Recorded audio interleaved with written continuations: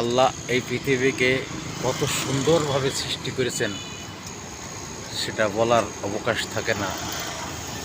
তবুও আমরা মহান আল্লাহকে স্মরণ করতে চাই না। পৃথিবীটা বড় কঠিন,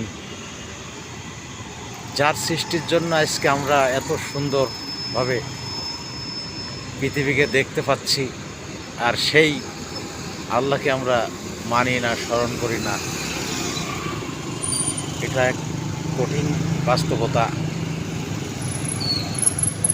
তাই আজকে রাতে কিগালি সিটির একটি ভিডিও ধারণ করলাম সবাইকে দেখানোর জন্য। এই সুন্দর পৃথিবী ছেড়ে মনে নাই যেতে চাই, তবু কেন